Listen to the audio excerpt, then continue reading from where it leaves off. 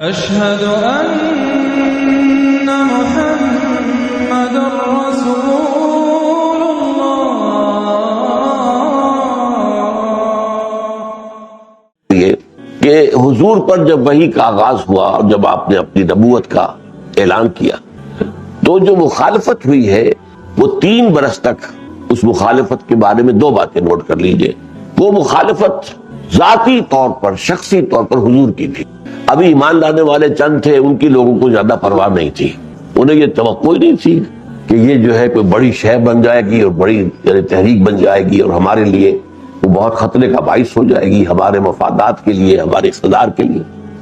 وہ شکل یہ تھی کہ بس اس میں جو اصل مرکزی شخصیت ہے اگر کسی طرح اس کو داغدار کر دیا جائے، اس کی کریڈیبلٹی ختم کر دی جائے، یا یہ کہ اس کی ول پاور کو کرش کر دیا جائے، اتنا اس کا ساتھ کیا جائے معاملہ کہ ان کی قوت ارادی جواب دے جائے، تو باقی سب خود بخود ٹھیک ہو جائے گی. تو اصل میں تو جو ہے اس تحریک، اس دعوت کی اصل جڑ اور بنیاد تو حضور کی شخصیت ہے. دوسری بات یہ کہ اس میں بھی ابتدائی 3 سالوں میں محسوس ہوتا ہے کہ کوئی فزیکل پرسیکیوشن نہیں ہوئی، کوئی مار دھاڑ، کوئی جو ہے اسالٹ، فزیکل اسالٹ وہ نہیں ہوئی. یہ 3 سال کی بات. 4تھے سال سے چونکہ اب اس بات ایسی پیدا ہو گئی کہ انہیں محسوس ہوا کہ یہ تو ہم اسے مشت غبار سمجھے تھے، یہ تو آندھی بن گئی ہے. اور اب خاص طور پر یہ کہ ہمارا نوجوان طبقہ ان کی طرف متوجہ ہو گیا ہے، ہمارے نوجوان ایماندار ہیں، ان کے ساتھ شامل ہو رہے ہیں. اس سے بھی زیادہ خطرناک بات یہ کہ ہمارے غلام شامل ہو رہے ہیں ان کے ساتھ. یہ تو یوں سمجھیے کہ کوئی جو ہے بارود کا ذخیرہ ہو اور یہ اس میں چنگاری ڈالنے والی بات ہے. غلام جو ہے دبے ہوئے تھے، پسے ہوئے تھے، مقہور تھے، مظلوم تھے. تو ابھی تو خیر وہ چپ تھے، ایک روایت دنیا کی چلی آ رہی تھی، انہوں نے بھی اس کو قبول کیا ہوا تھا. لیکن اگر ان کے اندر یہ نئی دعوت آ گئی اور انہیں اپنے تشخص کا احساس ہو گیا تو پھر یہ کیا کریں گے؟ بارود پھٹے گا، دھماکہ ہو جائے. لہذا اس کے بعد جو پرسیکیوشن شروع ہوئی ہے وہ فزیکل پرسیکیوشن، مار دھاڑ، بھوکے رکھنا، نوجوانوں کو خاص طور پر زنجیروں میں باندھ کر گھروں میں ڈال دینا، فاقے دینا، کھانے کو نہ دینا، مارنا. اور خاص طور پر مارنے کا عمل جو ہے وہ غلاموں کے ساتھ ہوا. ظاہر بات ہے کہ ان کو تو کوئی پروٹیکشن تھی نہیں. نوجوانوں کو بھی ہوا، مارا گیا. اس لیے کہ نوجوانوں پر بزرگوں کو حق ہوتا ہے. بزرگ جو ہے وہ جو کچھ چاہے کر لے، باپ جو چاہے کر لے، چچا جو چاہے کر لے. لیکن یہ کہ غلاموں کو معاملہ تو بہت آگے تھا، ان کا تو سرے سے کوئی حق ہی نہیں تھا. جو ان کے آقا تھے وہ مالک تھے. اس معاشرے میں تو انہیں اختیار تھا، جب چاہے اپنے غلام کو ذبح کر دیں، مار دیں، کوئی ان سے پوچھنے والا نہیں تھا.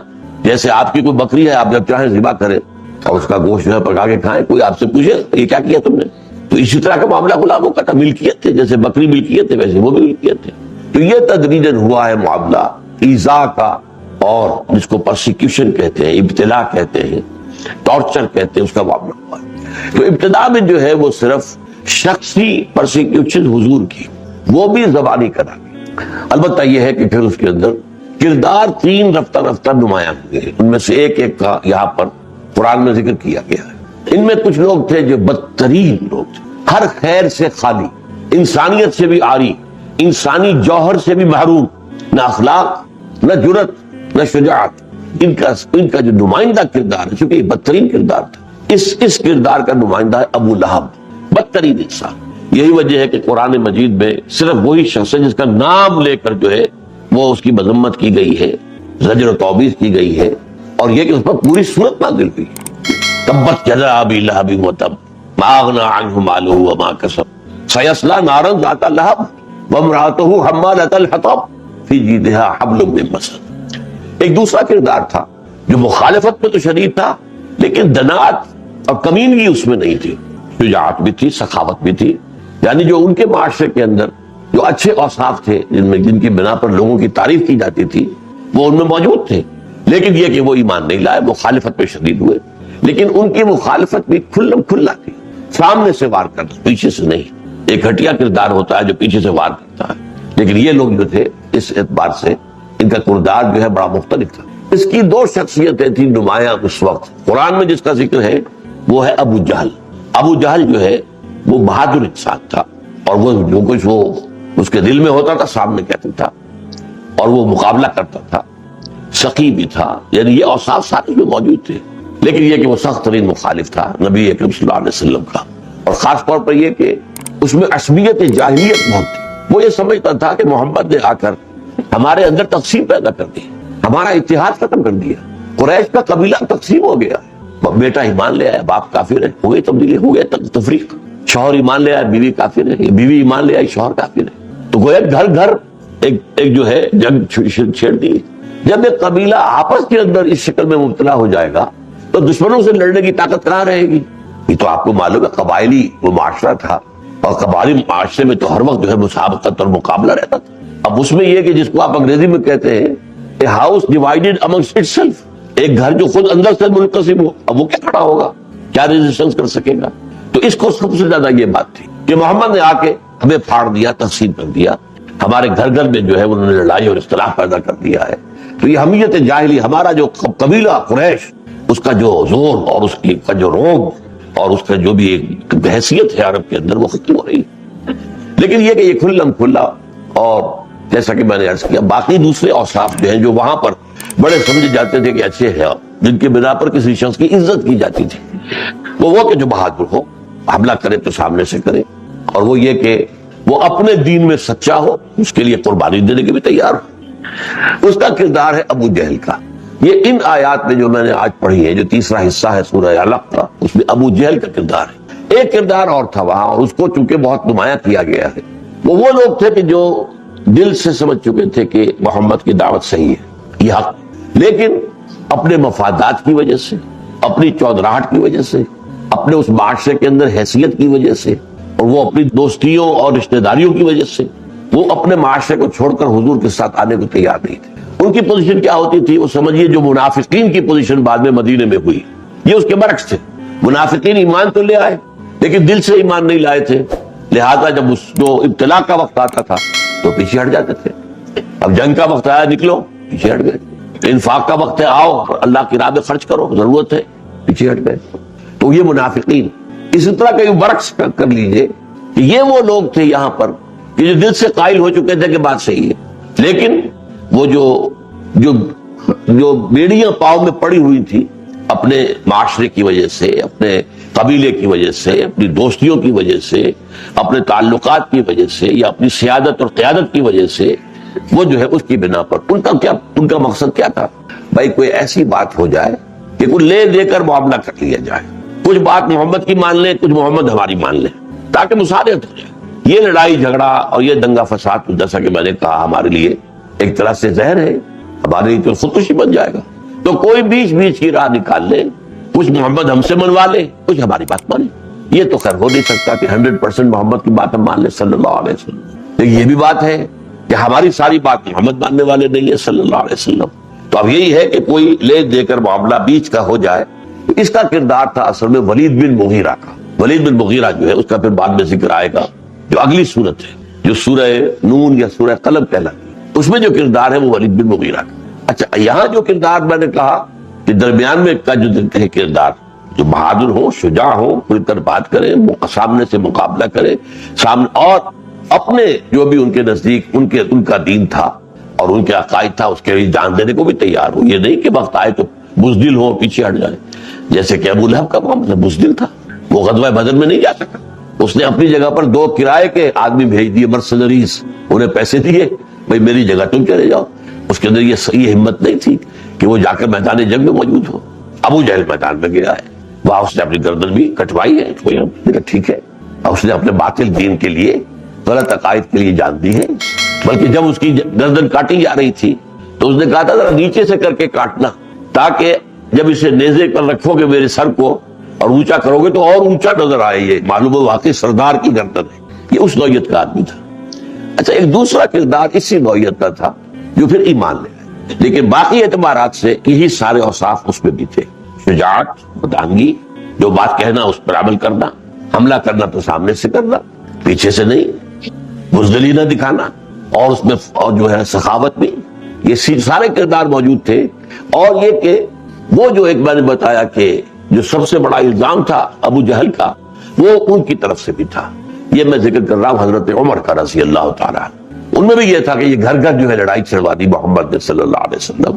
اور آپ کے علم میں ہے کہ وہ تو اب معاملہ ٹنٹا ختم کرنے کے لیے، ٹنٹا مکانے کے لیے وہ تو تلوار لے کر دنگی اور چلے تھے کہ آج میں محمد کا خاتمہ کر دوں گا صلی اللہ علیہ وسلم. تاکہ یہ روز کی کل کل جو ہے ہمارے ہاں جو ہو رہی ہے، جب خلش ہو رہی ہے، گھر گھر میں جنگ چھڑ گئی ہے، یہ ختم۔ وہ دوسری بات ہے کہ وہ جو دعا تھی حضور کی میں بعد میں بیان کروں گا، اللہ تعالیٰ نے ان کے بارے میں قبول کر لی۔ بہرحال یہ جو کردار ہے ابو جہل کا، اس کے بارے میں بھی یہ دو باتیں نوٹ کر لیجئے، بلکہ ایک بات بڑی اہم ہے سیرت النبی کے اعتبار سے۔ حضور صلی اللہ علیہ وسلم کو گویا کہ اللہ تعالیٰ نے کچھ عرصے تک کفار کے حوالے کر دیا کہ جس طرح چاہو تکلیف دے کر انہیں آزما لو۔ ہمارے نبی کے کردار میں کوئی کچا پن ہے، کوئی کمزوری ہے، کوئی مخالفت سے پیچھے ہٹ جانا اس کے لیے ممکن ہے؟ دیکھ لو 10 سال۔ اس کے بعد ٹرننگ پوائنٹ آیا ہے اور وہ ہے یوم طائف۔ طائف پر حضور کی تکلیف جو ہے کلائمیکس، اس وقت تک حضور نے اللہ تعالیٰ نے حضور کو کبھی بھی کوئی معجزانہ طریقے سے، ما فوق الفطری طریقے سے بچایا نہیں۔ اس کی حکمت یہ جو میں بیان کر رہا ہوں، یہ مولانا سید مناظر حسن گیلانی رحمۃ اللہ علیہ، ایک بڑی عظیم شخصیت گزرے ہیں ہندوستان میں پچھلی صدی میں، ان کی کتاب ہے النبی الخاتم، بڑی چھوٹی سی کتاب لیکن سیرت کی بڑی بڑی والیومز پر بھاری ہے۔ اس میں آپ کو سیرت کا فلسفہ ملے گا جا بجا۔ یہ بات انہوں نے لکھی ہے کہ جب طائف کے اندر انتہا ہو گئی کہ حضور گئے تھے یہ امید لے کر کہ شاید وہاں کا کوئی بڑا سردار وہ ایمان لے آئے، تو یہ مکے والے تو اب طے کر چکے مجھے قتل کر دیں گے، اس لیے کہ ابو طالب کا انتقال ہو گیا، بنو ہاشم کی جو سپورٹ مجھے حاصل کی وہ ختم۔ اب تو بنو ہاشم کا سردار جو ہے ابو لہب ہے، وہ تو میرا جانی دشمن ہے خود پہلے سے، حالانکہ چچا ہے، ابو طالب بھی چچا تھے، تو انہوں نے سپورٹ دیے رکھی، اگرچہ ایمان تو نہیں لائے، سپورٹ دیے رکھی۔ وہ جو وہاں گئے ہیں 3 دن وہاں جو گزرے ہیں، وہ تکلیف اور مصیبت، جس کے پاس گئے اس نے انتہائی جو ہے توہین آمیز، اچھا آپ کو اللہ نے رسول بنایا، اللہ کو کوئی اور نہیں ملا تمہارے سوا، تم یتیم مفلس تلاش آدمی، تمہارا تو باپ مر گیا تھا تمہاری پیدائش سے بھی پہلے، اور تمہارے پاس تو کچھ چھوڑ کے نہیں گیا تھا باپ، باپا کو وراثت نہیں تھی، نکل جاؤ، انا للہ و انا الیہ۔ ایک دوسرے کے پاس گئے، انہوں نے کہا فوراً چلے جاؤ یہاں سے، اس لیے کہ ہو سکتا ہے میں تمہاری کوئی توہین کر بیٹھوں اور تم واقعی اللہ کے نبی ہو تو پھر میں تو مارا گے، لے جاؤ چڑھے جاؤ، میں اس کو زیادہ دیر برداشت نہیں کرتا۔ یہ جواب ملے، یوں سمجھیے تیر کی طرح کلیجے سے پار ہو جانے والے جواب۔ اس کے بعد جو ہے آپ باہر نکلے ہیں تو انہوں نے اشارہ کر دیا چھوکروں کو، یہ جو اسٹریٹ ارچنز کہلاتے ہیں، کہ ذرا ان کی خبر لو، یہ نبوت کے دعوے دار بن کر آئے۔ اب ان پر پتھراؤ ہو رہا ہے، چھوکروں نے گھیر رکھا ہے اور تالیاں بجا رہے ہیں، اور یہ کہ سیٹیاں بجا رہے ہیں، تالیاں بجا رہے ہیں، کوئی ادھر سے پتھر مار رہا ہے ادھر سے مار رہا ہے۔ ساتھ صرف ایک آدمی تھے، حضرت زید بن حارثہ، وہ سامنے آتے تھے کہ پتھر روک لے تو پیچھے سے پتھر آ رہے ہیں، پیچھے آتے تھے کہ مجھ پر آئے پتھر حضور پر نہ آئے تو آگے سے آ رہے ہیں۔ آپ کا لہو لہان ہو گیا جسم، اتنے جو ہے وہ خون جو بہا ہے کہ جوتیوں میں جا کے جم گیا۔ اس وقت پھر آپ کے دل سے جو دعا نکلی ہے، تھوڑی دیر کے بعد آپ جا کر ایک باغ کے اندر پناہ گزین ہو گئے، وہاں جو دعا نکلی ہے، اللہم الیک اشکو ضعف قوتی وقلت حیلتی وہوانی علی النار، اے اللہ تیری جناب میں فریاد لے کر آیا اپنی قوت کی کمی کا، اپنے وسائل کی کمی کا، اور یہ جو توہین ہو رہی ہے، یہ جو میری بے عزتی ہو رہی ہے لوگوں کے سامنے، حوانی علی الناس، الی من تکلنی، کس کے حوالے کر دیا ہے مجھے، ذرا نوٹ کیجیے الفاظ، الی من تکلنی الی بعید یتجہمنی الی عدو من لک امری، آپ نے لوگوں کو چھوٹ دے دی ہے کہ مجھ کے اوپر ہجوم کرے، مجھ سے جو چاہے سلوک کرے، اور جو میرے دشمن ہیں دور کے ہیں انہیں مجھ پر دے دی ہے، سارا اختیار دے دیا، مجھے ان کے حوالے کر دیا۔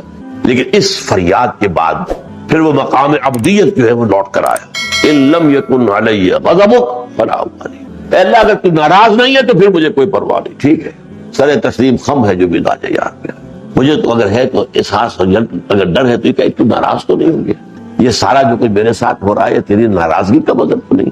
پر یہ ہے پوائنٹ، مولانا مناظر حسن گیلانی رحمۃ اللہ علیہ کہتے ہیں یہ پوائنٹ ہے جس کے بعد ٹرننگ پوائنٹ ہو گیا۔ اس کے بعد سے اللہ تعالیٰ نے اپنے نبی کی معجزانہ طور پر تحفظ کیا۔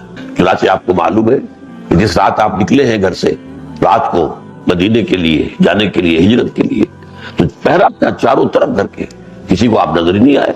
صبح کو جا کر انہوں نے گھر کے اندر بستر کی چادر اٹھائی تو حضرت علی سو رہے تھے، حضور تو نکل گئے تھے۔ اسی طرح غار ثور کے اندر جبکہ کفار عین اس کے دہانے پر پہنچ چکے تھے، اور جو کھوجی تھا وہ لے آیا تھا، میرا فن بتاتا یہی ہے محمد، تمہارا دماغ خراب ہوا، اس غار کے اندر ہو سکتا ہے کوئی، اس کے اوپر تو جو ہے مکڑی کا جالا تنا ہوا ہے، کوئی اندر جاتا تو جالا ٹوٹ نہ جاتا، پر یہاں تو کبوتری نے انڈے دے رکھے، کوئی یہاں داخل ہوتا تو کبوترے کے انڈے ٹوٹ نہ جاتے، تمہارا دماغ خراب ہوا واپس چلے گئے۔ تو اللہ تعالیٰ نے اس طریقے سے اپنے نبی کو، حالانکہ اندر حضرت ابو بکر ساتھ تھے اور وہ یہ کہہ رہے تھے کہ اے رسول اللہ صلی اللہ علیہ وسلم، اگر انہوں نے اپنے قدموں کی طرف بھی نگاہ ڈال دی تو ہم نظر آ جائیں گے یا پکڑے جائیں گے۔ اور حضور فرما رہے تھے لا تحزن ان اللہ معنا، گھبراؤ نہیں، اللہ ہمارے ساتھ ہے۔ اس غار کے اندر جو کہیں ایسے تھے، کہیں کوئی معلوم ہوتا کہ یہ بل ہے، کسی کا سانپ کا بھی ہو سکتا ہے، یہ بچھو کا بھی ہو سکتا ہے، تو ایک بل کے اوپر حضرت ابو بکر نے اپنی ایڑی لگا دی تھی تاکہ یہاں سے کوئی جانور نکلے تو مجھے کاٹے، وہاں کاٹا ہے کسی، شدید درد ہوا ہے اور اس سے آنسو نکل کے حضور جو ہے حضرت ابو بکر کی ران کے اوپر سر رکھ کر آرام کر رہے تھے، تو چہرے پر آپ کے حضور کے چہرے پہ آنسو گرے، لیکن سب کیا رکھا ہے، وہاں سے ایڑی نہیں ہٹائی حضرت ابو بکر رضی اللہ تعالیٰ عنہ۔ تو بہرحال میں نے بتایا آپ کو یہ ٹرننگ پوائنٹ ہے۔ معلوم ایسا ہوتا ہے کہ دو مواقع پر اس ٹرننگ پوائنٹ سے پہلے، یعنی سن 10 نبوی، ابھی ہجری تو شروع ہی نہیں ہوا، ہجری تو شروع ہوگا ابھی اور 3 سال بعد، اس سے 2 مرتبہ پہلے ابو جہل نے اسالٹ کیا ہے حضور پر۔ وہ مار دھاڑ نہیں کی، لیکن یہ کیا ہے کہ حضور خانہ کعبہ کے سامنے کھڑے نماز پڑھ رہے، آیا اس نے اپنی جو چادر تھی اس کو بٹ دے کر رسی کی شکل دی اور گلے کے اندر پندہ ڈالا، اس کو کھینچا دونوں سروں کو کہ حضور کی آنکھیں ابل پڑی۔ وہ خبر ہوئی، حضرت فاطمہ بھاگی ہوئی دوڑی ہوئی آئی، چھوٹی بچی، میرے والد کے ساتھ کیا ہو رہا ہے؟ بہرحال اس سے آگے معاملہ نہیں، یہ ضرور کیا اس نے۔ ایک اور مرتبہ یہ کیا کہ حضور نماز پڑھ رہے تھے خانہ کعبہ کے سامنے، جب سجدے میں گئے ہیں تو انہوں نے کہا اپنے ایک حواریین سے، اس کی جو ہے مجلس بڑی جمی ہوئی ہوتی تھی ہمیشہ، اور اسی پر وہ فخر کرتا تھا کہ میری بیٹھک، یا آپ کو معلوم ہے کہ پٹھانوں میں حجرہ کہلاتا ہے، جو جتنا بڑا آدمی ہوتا ہے زمیندار اتنا بڑا حجرہ ہوتا ہے، اتنے ہی وہاں لوگ آئے ہوئے ہوتے ہیں۔ اسی طریقے کوئی لفظ جو ہے وہ سندھیوں کے اندر بھی ہے، وہاں بھی ان کا ایک ایسی جگہ ہوتی ہے بڑے لوگوں کا، اوتاق، وہ اوتاق کہتے ہیں، تو وہاں پر جو ہے لوگ آ کر بیٹھتے ہیں، وہاں پہ کوئی قہوہ وغیرہ چائے یہ چلتا رہتا ہے۔ تو بڑے سردار کی نشانی یہ کہ جس کی سب سے زیادہ بڑی محفل بیٹھ، اتنا ہی بڑا وہ سردار، تو اس کی محفل جو تھی اس نے ایک کو کہا کہ دیکھنا جانا وہ فلاں جگہ پر ایک اونٹ سیپا ہوا تھا، اس کی اوجڑی اٹھا کے لاؤ، اور اب جب یہ محمد سجدے پہ جائے وہ اوجڑی ان کی گردن پہ رکھ دینا۔ وہ گیا، جا کر لایا اوجڑی، بھری ہوئی اوجڑی اونٹ کی، اور لا کر جب حضور سجدے پہ گئے آپ گردن پر رکھ دی، گردن اور شانے پر۔ اب اس کا وزن اتنا تھا کہ حضور گردن نہیں اٹھا پا رہے۔ پھر روایت میں یہ آتا کہ حضرت فاطمہ کو اطلاع کہیں ہو گئی، وہ آئی ہے، انہوں نے روتے ہوئے وہ اوجڑی جو ہے وہ ہٹائی ہے وہاں سے۔ تو یہاں پر یہ کہ میں دیکھ رہا ہوں کہ کوئی رکاوٹ اللہ کی طرف سے نہیں آئی۔ لیکن تیسری مرتبہ کا واقعہ وہ ہے جو یہاں بیان ہو رہا ہے، اس میں یہ ہے کہ ابو جہل نے دیکھا کہ حضور نماز پڑھ رہے ہیں، اور وہ بڑی مردانگی سے اٹھا اپنی محفل میں سے، میں آج تو اس کا خاتمہ ہی کرتا ہوں، معاملہ ختم کر دیا، اکڑتا ہوا گیا، اور اس کے بعد اچانک پیچھے ہٹا ڈر کر، خوف سے۔ لوگوں نے کہا کیا ہوا؟ اس نے کہا کہ میں نے دیکھا میرے اور محمد کے درمیان ایک کھائی ہے اور اس کے اندر آگ ہے، اور اس میں کوئی ایسے ہیں مخلوق، پروں والی مخلوق ہے، اور وہ مجھ پر جھپٹ پڑنے کو تیار ہے، تو میں بھاگ گیا۔ یہ واقعہ ہے جس کا ذکر یہاں پر ہے۔ میں سمجھتا ہوں یہ تیسرا واقعہ اس دور کا ہے جبکہ حضور کو اللہ تعالیٰ کی طرف سے خصوصی پروٹیکشن حاصل ہو چکی تھی۔ یہ البتہ یہاں ان آیات میں سمجھنے کی بات جو ہے وہ یہ ہے کہ جو انداز ہے جو اللہ تعالیٰ نے اختیار کیا ہے، میں نے اسی لیے آپ کو وہ سورہ لہب جو ہے پڑھ کر سنائے کہ وہاں تو مذمت کی انتہا ہے نا، یہاں پر معاملہ ذرا بیچ کا ہے، وہ میں بھی بات میں واضح کروں گا۔ ارأیت الذی ینہا، کیا تم نے دیکھا اس شخص کو جو روک رہا ہے؟ کس کو روک رہا ہے؟ عبدن، ہمارے ایک بندے کو، صلی اللہ علیہ وسلم۔ یہ نوٹ کیجئے، کئی دفعہ میں نے کہا ہے قرآن مجید میں ویسے تو حضور کی 2 نسبتیں ہیں، آپ عبد ہیں، آپ رسول ہیں، اور آپ کو معلوم ہے جو ہمارا کلمہ شہادت اس میں عبدیت مقدم ہے، وَنَشْهَدُ أَنَّ مُحَمَّدًا عَبْدُهُ وَرَسُولُهُ۔ اچھا عام طور پر خیال کیا ہے رسالت عبدیت سے اونچی ہے، لیکن قرآن مجید میں جہاں حضور پر خصوصی شفقت کا ذکر آتا ہے اللہ وہاں عبد کا، سبحان الذی اسری بعبدہ لیلا من المسجد الحرام الى المسجد الاقصی، بڑی بابرکت ہے وہ ذات جو اپنے بندے کو لے گئی راتوں رات مسجد حرام سے مسجد اقصی۔ الحمدللہ الذی انزل علی عبدہ الکتاب ولم یجعل لہ عوجا، کل تعریف اس اللہ کے لیے ہے جس نے اپنے بندے پر کتاب نازل کی اور اس میں کوئی کجی نہیں رہی۔ تبارک الذی نزل الفرقان علی عبدہ لیکون للعالمین نذیرا، بڑی بابرکت ہے وہ ذات جس نے اپنے بندے پر فرقان نازل فرمایا تاکہ تمام جہان والوں کو خبردار کرنے والے بن جائے۔ یہاں وہ لفظ اب ارایت الذی ینہا عبدا اذا صلی، روک رہا ہے ایک ہمارے بندے کو صلی اللہ علیہ وسلم جو کہ وہ نماز پڑھ رہا ہے، ارایت ان کان علی الہدی، کیا تم نے دیکھا سوچا اگر وہ بندہ یا اگر وہ شخص ہدایت پر ہوتا، او امر بالتقوی، یا نیکی کا حکم دینے والا ہوتا، نیکی کا حکم دیتا۔ عام طور پر یہ سمجھا گیا ہے کہ یہاں پر ضمیر جو ہے وہ حضور کی طرف، کیا اس نے سوچا نہیں؟ اور شاید یعنی اس کو سمجھنے میں غلطی ہو رہی ہو، شاید واقعتاً محمد حق پر ہو، میں غلط سمجھ رہا ہوں، لیکن ہو سکتا ہے نا کہ یہ حق پر ہو میں غلط۔ اور یہ کہ اگر وہ ابو جہل یہاں پہ گویا کہ اگر وہ ہوتا حق کی دعوت دینے والا تو کیسا ہوتا، کتنا اچھا ہوتا، کتنا اونچا کردار ہوتا۔ لیکن یہاں پر وہ سمجھا گیا حضور کے بارے میں سمجھیں گے تو کیا اس سے یہ گمان نہیں ہے کہ حضور ہو سکتا ہے حق پر حضور ہو، اور وہ تو نیکی اور تقویٰ کا حکم دے رہے، اگر حضور سے متعلق سمجھا جائے۔ میرے نزدیک یہ ابو جہل سے متعلق ہے، یہ شخص جو اس میں اچھے اوصاف بھی ہے، یہ سخی بھی ہے، یہ شجاع بھی ہے، اگر یہ ہدایت پر ہوتا اور نیکی اور تقویٰ کا حکم دے رہا ہوتا تو کیا کتنا اونچا مقام ہوتا۔ اب یہاں ذرا نوٹ کر لیجئے، میں نے اسی لیے ابتدا میں تمہیدی میں بتا دیا آپ کو کہ یہ شخصیت اور حضرت عمر کی شخصیت تقریباً پیرلل ہو۔ اب اس کا جو ہے لوگ مجھ سے ثبوت مانگیں گے، ظاہر بات ہے اتنی بڑی بات میں کہہ رہا ہوں، لوگ سوچ بھی نہیں سکتے کہ حضرت عمر اور ابو جہل برابر کی شخصیت ہو سکتے، ناممکن۔ اس لیے ہمارے سامنے تو عمر وہ ہیں جو ایمان لا چکے، ایمان لانے سے پہلے عمر کیا تھے؟ ان کا نقشہ بالکل وہی تھا جو ابو جہل کا تھا، سخی بھی، شجاع بھی، لیکن سخت جو ہے مجڈ بھی، لڑاکا بھی، یہ چلتے ہوئے آدمی کو کندھا مارنا، یہ جو ہوتا ہے آپ کو معلوم ہے، یہ جو ایک ہوتا ہے اپنے گھمنڈ، اپنی طاقت کا، اپنی قوت کا، یہ سارے اوصاف میں تھے۔ اور ابو جہل اور یہ دونوں ہم وزن شخصیتیں تھیں۔ ثبوت حضور نے دونوں کو پیش کیا ہے ایک دعا میں رات کے وقت، اے اللہ عمر ابن ہشام یا عمر ابن الخطاب میں سے ایک کو تو میری جھولی میں ڈال دے۔ یہ حدیث ثابت ہے، صحیح ہے کہ اللہ تعالیٰ ان دو میں سے ایک کو اگر وہ ایمان لے آئے اور میری جھولی میں آ جائے تو اسلام کو تقویت حاصل ہو جائے۔ اب یہ دعا اللہ نے ابو عمر کے حق میں قبول کر لیا، ابو جہل نے کیا، یہ اللہ کی بات ہے۔ چنانچہ وہ جو میں واقعہ آپ کو سنا رہا تھا، کس بات پر ایمان لائے؟ تلوار لے کر نکلے تھے ختم کرنے کے لیے، لیکن یہ کہ راستے میں مل گئے حضرت حذیفہ، انہوں نے کہا کہاں چلے عمر؟ کہ آج یہ محمد کا قصہ تمام کر کے آؤں گا صلی اللہ علیہ وسلم۔ کہنے لگے تم محمد کا قصہ پاک کرو گے، تمہاری بہن اور بہنوئی ایمان لا چکے، پہلے ان کی تو خبر لو۔ اس لیے کہ حضرت فاطمہ بنت خطاب حضرت عمر کی ہمشیرہ ایمان لا چکی تھی، ان کے شوہر سعید ابن زید ایمان لا چکے تھے، اور وہ تو عشرہ مبشرہ میں سے سعید ابن زید، اس لیے کہ ان کے والد جو تھے زید وہ اصل میں صدیقین میں شمار ہوتے، اگر زندہ رہتے ایمان لے آتے۔ حضرت ابو بکر کے مساوی شخصیت تھی وہ، لیکن حضور پر نبوت کی آمد سے پہلے انتقال ہو گیا، ورنہ وہ کبھی انہوں نے شرک نہیں کیا تھا اپنی زندگی میں، اور سخی انسان تھے اور بہت اچھے عمدہ اعلیٰ اخلاق کے آدمی تھے۔ اور وہ جو ہے خانہ کعبہ کے پردے پکڑ پکڑ کر کہتے تھے، زید ابن عمرو بن نفیل خانہ کعبہ کے کپڑے پکڑ کر کہتے تھے، اے اللہ میں تیری بندگی کرنا چاہتا ہوں، صرف کیسے کروں مجھے پتہ نہیں۔ اب ظاہر بات ہے کہ اگر حضور کی نبوت کا ظہور ہو چکا ہوتا ان کی زندگی میں تو فوراً ایمان نہیں لاتے، جیسے ابو بکر ایمان لائے، تو ان کے بیٹے ہیں سعید ابن زید، اب وہ ایمان لائے ہوئے۔ حضرت عمر وہاں پہنچے، دروازہ کنڈی لگی ہوئی تھی، کٹ کٹ کر آیا، کون؟ عمر۔ اب یہ دونوں جو ہے اس وقت کیا کر رہے تھے یہ بھی سن لیجیے، اس لیے کہ وہاں کیا طریقہ تھا تبلیغ کا۔ حضور کے پاس کچھ نوجوان جو گھروں سے نکال دیے گئے وہ حضور کے پاس رہتے تھے ہمہ وقت، اب وہ ہمہ وقت کارکن ہو گئے، ان کا بھی اور کام تو رہا نہیں، تو وہ جو ہے انہی میں سے جو ہے کئی نوجوان مصعب بن عمیر انہی میں سے تھے، اور خباب بن الارت رضی اللہ عنہ یہ بھی انہی میں سے تھے۔ تو سورہ طٰہٰ کی آیات نازل ہوئی تھی اور وہ پڑھانے جا گئے تھے وہاں پر، یہ طریقہ یہی تھا اور تو کوئی نہیں تھا۔ تو وہ جو یہ لوگ تھے نوجوان، یہ پھر جاتے تھے اور اہل ایمان کے گھروں پر جا کر پھر انہیں وہ آیات میں اب یہ آیات نازل ہوئی ہے تو وہ انہیں تلقین کرتے تھے، یاد کراتے تھے، یہ کام ہو رہا تھا۔ اب انہوں نے فوراً اٹھ کر جو ہے حضرت خباب کو تو انہوں نے کہیں چھپایا، اس کے بعد دروازہ کھولا، کیا کر رہے تھے، کیا پڑھ رہے تھے؟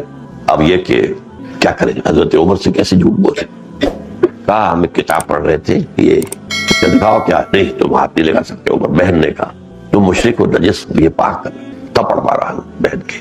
بہن نے کہا کہ عمر چاہے تم ہمیں ہلاک کر دو، اب ہم اس دین کو چھوڑنے والے نہیں۔ بس یہ جملہ ہے جس سے عمر کی تقدیر بدل گئی۔ یہ صنف ناگو، یہ لڑکی، یہ عورت، اور اس کو میں نے یہ تھپڑ مارا ہے اور یہ تیار ہے ہلاک ہونے کے لیے، دین نہیں چھوڑیں گے، ایمان لے آئے۔ پھر کہا اچھا اب تو مجھے پڑھاؤ، نہیں نہاؤ غسل کرو. اس کے بعد یہ ہے کہ انہیں پھر وہ سورۃ طٰہٰ کی آیات پڑھائی گئی. اب وہ گئے وہاں پر، تلوار جو ہے حضور کے گردن پر گئے، وہاں دستک دی کون؟ عمر. صحابہ کچھ جو تھے وہاں پر کوئی نوجوان تھے، کچھ اور تھے، گھبرا گئے. حضرت حضور نے فرمایا نہیں دروازہ کھول دو، مسکراتے ہوئے. اب وہ اندر داخل ہوئے ہیں تو تلوار جو ہے گلے میں لٹکا رکھی تھی. کیا تو تلوار ہاتھ میں کھینچی ہوئی تھی، یہ گلے میں لٹکانا یہ غلاموں کا ایک کام سمجھا جاتا تھا. تو میں یہ عرض کر رہا ہوں کہ یہ دونوں شخصیتیں مساوی، اور اسی لیے حضور نے دونوں کو پیش کر دیا کہ اللہ. اس کا ابو جہل کا نام عمرو تھا، عمرو بن ہشام، اس کے باپ کا نام ہشام. یہ نام ابو جہل سے کیوں مشہور ہے، اس کی کنیت ابو جہل کیوں بن گئی؟ جہالت کا باپ. اچھا جہالت کا لفظ جو ہے ہماری زبان میں کسی اور معنی میں، ان پڑھ کے معنی میں، عربی میں جہالت وہ ہوتا ہے جو مشتعل مزاج جہل. چنانچہ عمرو بن کلثوم کا ایک بڑا پیارا شعر ہے، بہت عمدہ. الا لا یجہلن احد علینا فنجہل فوق جہل الجاہلین. دیکھنا ہم پر کوئی جہالت نہ اختیار کرے، یعنی ہم پر کوئی جو ہے کوئی حملہ نہ کر دے جہالت کے اندر اور اب جوش میں آ کر. الا لا یجہلن احد علینا فنجہل فوق جہل الجاہلین. پھر ہم تمام جاہلوں سے بڑھ کر جاہل ثابت ہو گئے. یہ گویا کہ ان کا رجیہ کلام تھا. تو جو بھی ایک بہادری اور شجاعت کے لیے وہ لفظ جہل استعمال کرتے تھے، غصے میں آ کر جو فوری طور پر جو ہے آمادہ پیکار ہو جائے. تو ابو جہل اس کا نام تھا. تو اس حوالے سے لیکن یہ کہ اللہ تعالیٰ نے حضور نے دونوں کو پیش کیا. ہشام، عمرو بن ہشام یا عمر ابن خطاب. یہ لفظ عمر ہے، یہ عمر ہے، ان دونوں میں فرق ہے. عام طور پر ہمارے لوگ جو ہے حضرت عمرو ابن العاص کو بھی عمرو پڑھتے ہیں، عین چونکہ لگا ہوا ہے، عمرو واو ہے آگے نہیں ہے، لیکن یہ کہ یہ عمر ہے. عمر کا لکھنے کا طریقہ وہ ہے، پڑھنے کا طریقہ جو عمر. حضرت عبداللہ ابن عمرو ابن العاص رضی اللہ تعالیٰ عنہما. اور عمرو ابن العاص بہت بڑے سردار تھے اور بڑے فاتح تھے مصر کے، اور پھر گورنر رہے. تو یہاں کہا جا رہا ہے تھا کیا تم نے سوچا اگر یہی شخص ابو جہل اگر ہدایت پر ہوتا تو کیا ہوتا؟ عمر بنتا، فاروق بنتا، اور امر بالتقوی، اور یہ یا کہ تقوی کا، نیکی کا، بھلائی کا حکم دیتا جیسے ہمارا بندہ رسول دے رہا ہے. جیسے ہر جو بھی شخص ایمان لاتا تھا وہ اس کام میں لگ جاتا تھا. جو بھی ایمان لایا وہ داعی بن گیا، وہ بھلے بن گیا. ارایت ان کذب وتولی. کیا تم نے دیکھا اگر یہ جھٹلا رہا ہے، نفی کر رہا ہے، محمد کو جھوٹا کہہ رہا ہے، تو تولا اور پھر بول رہا ہے. الم یعلم بان اللہ یرا. کیا وہ جانتا نہیں ہے کہ اللہ دیکھ رہا ہے؟ اللہ کو تو مانتے تھے نا، اللہ کے تو منکر نہیں تھے. وہ تو دوسری بات یہ ہے کہ انہوں نے اللہ کے ساتھ چھوٹے چھوٹے الہ ملا دیے تھے، چھوٹے چھوٹے خدا. بڑا خدا تو ایک ہی تھا، اللہ. اس کے ساتھ تو کوئی نہیں تھا. قرآن میں آتا ہے بار بار وَلَئِن سَأَلْتَهُم مَّنْ خَلَقَ السَّمَاوَاتِ وَالْأَرْضَ لَيَقُولُنَّ اللَّهُ. اگر اے نبی آپ ان سے پوچھیں گے مشرکوں سے کس نے پیدا کیا آسمان اور زمین، تو یہ کہیں گے اللہ نے کیا. اس میں کوئی شک نہیں تھا. ہاں اللہ کے کچھ نائب ہیں یا کچھ منہ چڑھے جیسے مصاحب ہوتے ہیں، کسی بڑے بادشاہ کے جو ہے کوئی مصاحبین ہیں، تو مصاحب کی بات تو نہیں ٹال سکتا نا بادشاہ، اپنا مصاحب ہے. یا پھر کوئی اس کے جو ہے نائبین ہیں، تو نائبین کی بات بھی ماننی پڑتی ہے. تو یہ ہے اصل شرک جو دنیا میں رہا ہے. دنیا میں کبھی بھی یہ نہیں ہوا کہ اللہ کا سرے سے انکار کیا گیا، اللہ کو مان کر الہ. اسی طرح ہندوؤں کے ہاں کیا ہے، مہادیو وہ ایک ہی ہے، دیوی دیوتا یہ بہت بے شمار ہے، ان کی گنتی نہیں ہو سکتی. انگریزی میں کیا ہے، بڑے جی سے لکھا جائے گا گاڈ، وہ ایک ہی ہے. وہ اومنی پریزنٹ، اومنیشینٹ، اومنی پوٹنٹ، علی کل شیء قدیر، بکل شیء علیم، معکم اینما کنتم، ہر جگہ موجود ہے. وہ ایک ہی ہے، وہ دو نہیں ہے. لیکن چھوٹے جی سے لکھے جاتے ہیں گاڈز اینڈ گاڈیسز، یہ دیویاں اور دیوتا ہیں. ان جیسے ہندوؤں کے دیوی اور دیوتا ہیں. تو وہاں پر بھی یہ تھا کہ اللہ کو جو مانتے تھے. الم یعلم ان اللہ یرا کلا لئن لم ینتہ، کوئی نہیں اگر یہ باز نہ آیا لنسفعا بالناصیہ، تو اس کی پیشانی کے بال پکڑ کر گھسیٹا جائے گا. ناصیۃ کاذبۃ خاطئہ، یہ پیشانی جو جھوٹی ہے، خطا کار ہے. فلیدع نادیہ، تو پھر پکار لے اپنی پارٹی، اپنی مجلس کے لوگ جو اپنے پاس بیٹھے ہوئے ہیں اس کی بیٹھک کے اندر، اس کے اوطاق میں یا اس کے حجرے کے اندر جو بیٹھے، بلا لے سب. سندع الزبانیہ، ہم جہنم کے فرشتوں کو بلا لیں. یہ جہنم کے فرشتے تھے جو کھائی میں اسے نظر آئے، پروں کی مخلوق، پروں والی، اور وہ آگ اس کی کھائی کے اندر تھے. اور جب میں بڑھا ہوں تو مجھ پر وہ ٹوٹ پڑنے کو تیار تھے، تو میں پیچھے ہٹ گیا. تو یہ واقعہ جو ہے یہ سیرت میں موجود ہے، اور وہی در حقیقت ان آیات کی صحیح تعبیر ہے، صحیح تعبیر اور صحیح تفسیر ہے. کلا لا تطع، کچھ نہیں اے نبی آپ اس کی بات نہ مانیے، آپ اس کی بات نہ سنیے، بس جد وقترب، اور سجدہ کیے جائیے اور قریب ہو جائیے اور قریب ہو جائیے. یہ ہے وہ آیت سجدہ جو میں نے سجدہ آپ سے کرا دیا. لیکن اب یہ ہے کہ آپ کو دوبارہ کرنے کی ضرورت نہیں ہے، وہ حق ادا ہو چکا ہے. اس لیے کہ اسی پر ہے وہ حدیث جو ہے حضور کی کہ بندہ قریب ترین جو ہوتا ہے اپنے رب سے وہ حالت سجدہ میں ہوتا ہے. اقرب ما یکون العبد الی اللہ فی السجود. کیوں کہ یہ صدر حقیقت انسان کی عزت کا قیادت کا مقام اور نشانی ہے. یہیں سے پکڑ کر گھسیٹنا جو ہے ذلت کی بات ہے. پیشانی کے بال پکڑ کر گھسیٹیں گے. تنسفان بالناسیہ ناسیۃ کاذبۃ خاطیہ فلیدع نادیہ. اس سے بڑی بڑا ناز ہے میری چوپال میں اور میری اوطاق میں اور میرے حجرے میں بہت لوگ ہوتے ہیں بیٹھے، میں انہیں چائے پلاتا ہوں، میں انہیں یہ کرتا ہوں، میں انہیں کھانا کھلاتا ہوں. تو بلا لے اپنی پارٹی کو اور اپنی مجلس کے لوگوں کو. سندع الزبانیہ، ہم جہنم کے فرشتوں کو بلا لیں گے. کلا لا تطعہ واسجد واقترب. اے نبی آپ اس کی طرف دھیان نہ دیجئے، پرواہ نہ کیجئے. اس لیے کہ حضور کو اب جیسا کہ میں نے کہا آپ کو سن 10 کے بعد جو ہے پروٹیکشن تھی. اب کوئی آپ کا بال بیکار نہیں کر سکتا تھا، اور وہ آپ کی اس وقت بھی ہوئی ہے جبکہ آپ نے نکلے ہیں رات کو، اور پھر یہ کہ غار ثور میں بھی ہوئی ہے.